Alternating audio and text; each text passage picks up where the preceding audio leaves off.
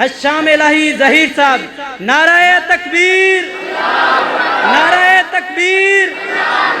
حضرت علامہ حشام الہی ظہیر صاحب۔ نحمدہ ونصلی علی رسولہ الکریم، اما بعد، اعوذ باللہ من الشیطان الرجیم، فاذکرونی اذکرکم۔ معزز سامعین گرامی قدر، رمضان بس ہمارے ہاتھوں سے نکل رہا ہے۔ نبی کریم صلی اللہ علیہ وسلم ایک مرتبہ منبر پہ چڑھے تھے، 3 مرتبہ آمین کہا، صحابہ نے کسی کو دیکھا نہیں۔ صحابہ نے پوچھ لیا آپ نے آمین کس بات کے اوپر کہا؟ نبی کریم صلی اللہ علیہ وسلم نے ان میں سے جو ایک بات کہی تھی وہ یہ تھی کہ جبریل امین آسمان سے آئے تھے اور آ کے 3 دعائیں کر کے گئے ہیں، میں نے 3 مرتبہ آمین کہا ہے۔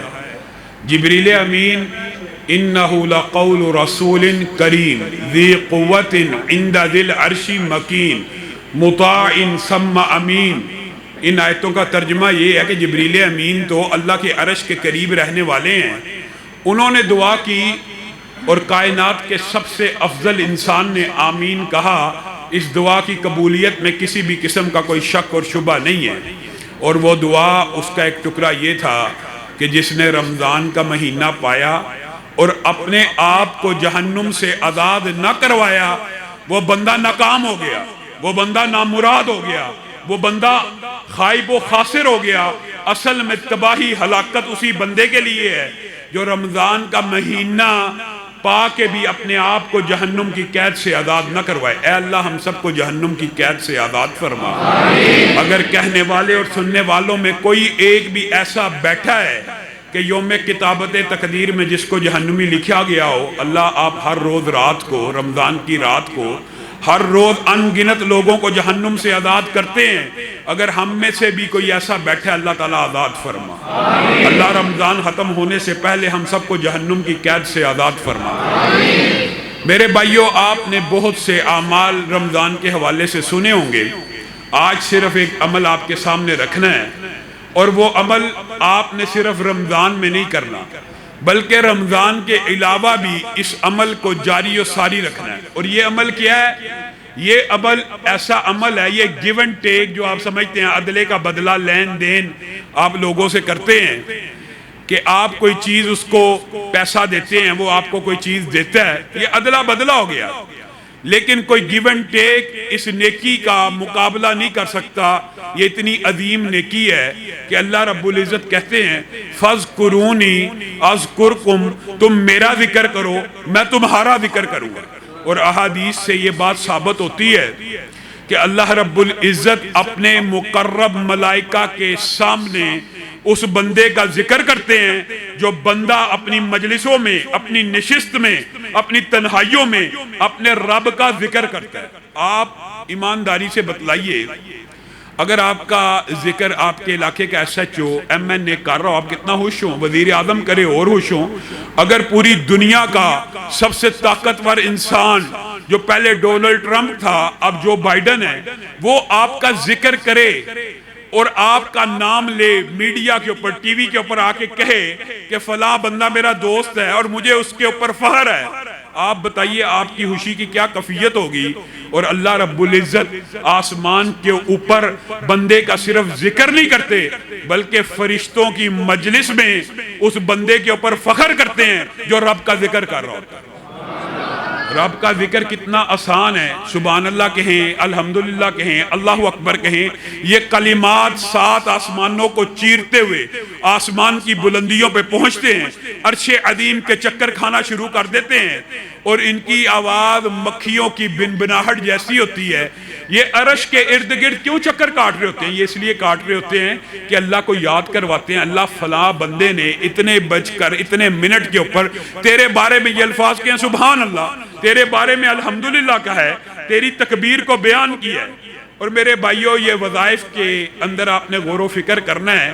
ایک وظیفہ جو بہت اہم ہے اور جس کو صرف رمضان میں نہیں، رمضان کے بعد بھی آپ نے جاری و ساری رکھنا ہے، وہ یہ ہے کہ اس وظیفے کے اندر 5 قسم کے اذکار ہیں۔ سبحان اللہ والحمدللہ ولا الہ الا اللہ واللہ اکبر ولا حول ولا قوت الا باللہ۔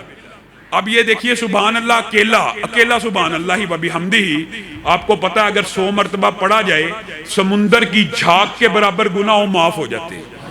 آپ بتائیں کوئی بدبخت ایسا بھی ہوگا کہ سمندر کی جھاگ جتنے گناہ ہو؟ سمندر کے اوپر تو ارب قطرات ایک ساحل ایک بیچ کے اوپر ہوتے ہیں، لیکن یہ سارے سمندروں کی بات ہو رہی ہے کہ زمین کے اوپر جتنے بھی سمندر ہیں ان کی جھاگ کے برابر گناہ صرف ایک کلمے سے ادا ہو جاتے ہیں، سبحان اللہ و بحمدہ۔ یعنی آپ نے سبحان اللہ والحمدللہ اکٹھا پڑھنا ہے، ولا الہ الا اللہ واللہ اکبر، اور یہ لا الہ الا اللہ کا کلمہ اتنا قیمتی ہے، اتنا قیمتی ہے، لیکن کہنا کیسے ہے؟ ایک خاص کیفیت کے ساتھ۔ کبھی انسان رات کو کبھی اپنی چھت کے اوپر کھڑا ہو تو کلمہ ایسے کہے، دنیا کو کائنات کو دیکھ کے تخلیق کے بارے میں غور و فکر کر کے یہ کہہ دے لا الہ الا اللہ، اللہ تیرے علاوہ عبادت آج کے بعد میں کسی کی کروں گا نہیں، تیرے علاوہ کوئی معبود حق ہے نہیں۔ اس اکیلے کلمے کے بارے میں حدیث ملتی ہے کہ کل قیامت کا دن ہوگا، ایک بندے کے 99 رجسٹر، بعد میں 90 رجسٹر برائیوں کے ہوں گے، برائیوں کے 90 رجسٹر۔ اللہ پوچھے گا یہ برائیاں کی ہیں؟ ایک دو ہو تو بندہ کوئی مکرنے کی کوشش بھی کرے، یہ 90 رجسٹر رکھے گا ہاں اللہ کی ہیں۔ کوئی نیکی بھی یاد ہے؟ اللہ کوئی نیکی یاد نہیں ہے۔ اللہ کہے گا ہمیں تیری ایک نیکی یاد ہے۔ اے اللہ وہ کون سی نیکی ہے؟ ایک نیکی، یہ 90 رجسٹر اگر ہے بھی ہے، بندہ تو سوچ لے گا میرا تو اب معاملہ ختم ہو گیا، میرا تو کام تمام ہو گیا۔ اس ایک نیکی کی پرچی کو ایک پلڑے میں ڈالا جائے گا، 90 برائیوں کے یا 99 برائیوں کے رجسٹر کو ایک پلڑے میں ڈالا جائے گا، وہ نیکیوں کا پلڑا بھاری ہو جائے گا، برائیاں حسو حاشاک کی طرح ختم ہو جائیں گی، بے وزن ہو جائیں گی۔ اللہ یہ کیا ہے؟ یہ کون سی نیکی ہے؟ اس پرچی کو کھولا جائے گا، اس کے اوپر ایک ہی کلمہ لکھا ہوگا، اور وہ کلمہ یہ ہوگا لا الہ الا اللہ، لیکن ادا کس وقت ہوا ہوگا؟ کیفیت کے ساتھ، اخلاص کے ساتھ، زبان سے لا الہ الا اللہ کہی جاؤ اور عبادت کے افعال غیر اللہ کے ساتھ کری جاؤ، کوئی فائدہ نہیں۔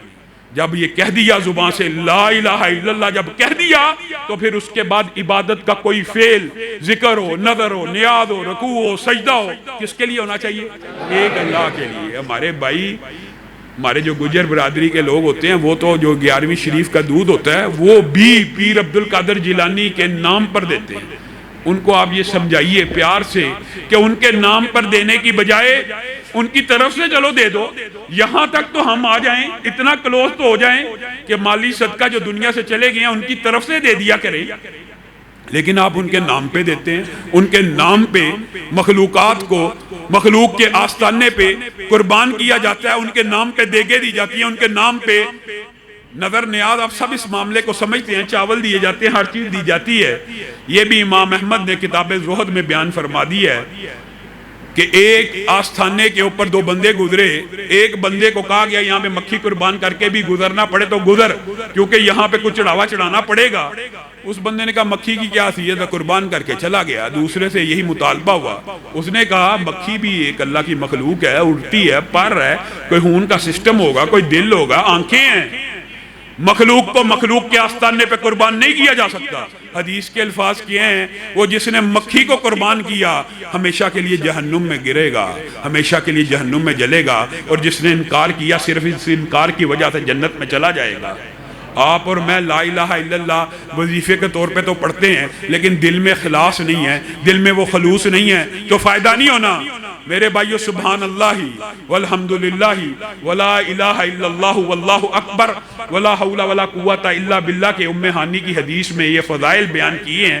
اکیلا یہ کلمہ اگر بندہ 100 مرتبہ پڑھ لے تو 100 اونٹوں کو اللہ کے راستے میں خرچ کرنے جیسا ہے، 100 گھوڑوں کو، زین پوشوں کو اللہ کے راہ میں خرچ کرنے جیسا ہے، اور 100 ایسے قلادہ پہنے ہوئے اونٹ جن کو اللہ کی بارگاہ میں بیت اللہ میں ذبح کیا گیا ہو، اتنا اجر و ثواب ملتا ہے۔ اور حدیث کے الفاظ یہ الفاظ زمین و آسمان کے مابین جتنی خلا ہوتی ہے اس کو بھر دیتے ہیں۔ اس وظیفے کے ساتھ تمسک اختیار کیجئے، رزق بھی انہی کلمات سے مخلوق کو دیا جاتا ہے، تسبیحات کی وجہ سے، لا الہ الا اللہ کی وجہ سے، سبحان اللہ والحمدللہ کی وجہ سے، اور ہر مخلوق اللہ کی جتنی بھی ہے اللہ کی تسبیحات بیان کرتی ہیں۔ اور دوسرا ایک اہم وظیفہ بیان کر کے اپنی بات کو ختم کروں گا، یہ آپ لوگوں کی محبت، چاہت اور الفت ہے جس کی وجہ سے اس پہر میں بھی میں آپ کے پاس آیا ہوں۔ حالانکہ یہاں کا جو ٹائم ہے وہ مطیع اللہ باجوہ صاحب کے اسوہ سینٹر کا میں نے دیا ہوا تھا، لیکن انہوں نے کہا کہ چند منٹ آپ نے ہمارے پاس سے ہو کے جانا ہے۔ اصل ٹائم میں نے وہاں پہ دیا تھا، لیکن آپ لوگوں کی محبت کی وجہ سے صرف یہاں پہ آیا ہوں اور یہ کلیہ آپ کو بتا کے جا رہا ہوں۔ دوسری بات، آپ نے اپنی زندگی کے اندر درود پاک کو جاری کرنا ہے۔ اللہم صلی علی محمد وعلی آل محمد، جو نماز میں آپ درود ابراہیمی پڑھتے ہیں، اس درود کو پڑھنے کا فائدہ کیا ہے؟ ایک تو آپ نے قرآن پاک کی آیت سنی ہوئی ہے، ان اللہ و ملائکتہ یصلون علی النبی، اللہ اور اس کے فرشتے نبی کریم پہ درود بھیجتے ہیں۔ وہ جو آسمان والے ہیں، وہ جو جتنے بلند ہیں، وہ نبی کے اوپر درود بھیجتے ہیں۔ پستیوں میں رہنے والوں، اگر عروج چاہتے ہو، بلندی چاہتے ہو، تو نبی کریم کے اوپر درود بھیجا کرو۔ کیا ہوگا؟ حدیث کے الفاظ ہیں، جو مجھ پہ 1 مرتبہ درود بھیجتا ہے، اللہ اس کے اوپر 10 مرتبہ درود بھیجتے ہیں۔ اب اس کی مرضی ہے، اس کے 10 رتبے بھی بلند ہوتے ہیں، 10 گناہ بھی معاف ہوتے ہیں، لیکن جب تک بندہ، نبی کریم کی حدیث ہے، میرے پہ درود پڑھتا رہتا ہے، فرشتے بھی اس کے اوپر درود پڑھتے رہتے ہیں۔ اس کی مرضی ہے وہ کم کرے یا زیادہ کرے۔ نمبر 1 بات، اس کی تعداد بھی اپنی زندگی میں 100 مرتبہ روزانہ کے اعتبار سے رمضان غیر رمضان اختیار کیجئے۔ صرف 10 مرتبہ کے بارے میں صحیح حدیث ہے، 10 مرتبہ کے بارے میں جو بندہ 10 مرتبہ درود پاک پڑھتا ہے، حدیث کے الفاظ ہیں، میں محمد صلی اللہ علیہ وسلم جس نے روزانہ 10 مرتبہ مجھ پہ درود بھیجا، کل قیامت کے دن اس کی سفارش کروں گا۔ آپ کہاں پہ در در کی ٹھوکریں کھاتے ہیں، فلاں پیر فلاں ولی ہماری سفارش کر دے، اور پتہ بھی نہیں اس نے جانا بھی ہے جنت میں یا نہیں، اور جس کے اشارے پہ جنت کے دروازے کھلنے ہیں، جس کی سفارش پہ حساب کتاب شروع ہونا ہے، وہ آپ سے مجھ سے وعدہ کر رہے ہیں کہ 10 مرتبہ درود بھیجو گے تو میں محمد صلی اللہ علیہ وسلم ان کے اوپر صرف درود تو فرشتوں نے جو بھیجنا کیا ہوگا، میں محمد صلی اللہ علیہ وسلم سفارش کروں گا۔ آپ سب رسول اللہ صلی اللہ علیہ وسلم کی سفارش چاہتے ہیں یا نہیں چاہتے؟ تو آج کے بعد زندگی میں عہد کیجئے کہ درود پاک پڑھیں گے۔ اور آخری حدیث جو درود پاک کی فضیلت کی ہے وہ یہ ہے کہ ابی ابن کعب آئے، رسول اللہ صلی اللہ علیہ وسلم سے پوچھا، اے اللہ کے رسول، میں درود کا کتنا حصہ آپ کے لیے مختص کروں؟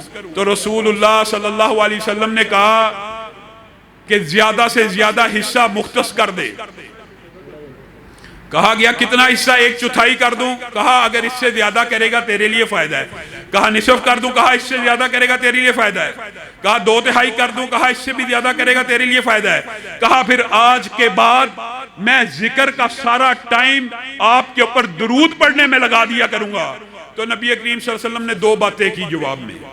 پھر اے ابی ابن کعب، یاد رکھ، اللہ رب العزت تیرے سارے گناہوں کو معاف کر دے گا اور تجھے غموں سے نجات دے دے گا۔ مجھے ایک بات بتائیے، غم کس قسم کے ہوتے ہیں اور کتنے قسم کے ہوتے ہیں؟ غم بچوں کا غم، اولاد کا غم، کاروبار کا غم، تجارت کا غم، اپنے رشتہ داروں کا غم، کوئی فوت شدہ کا غم۔ ہر مصیبت ایک غم کی کیفیت ہے۔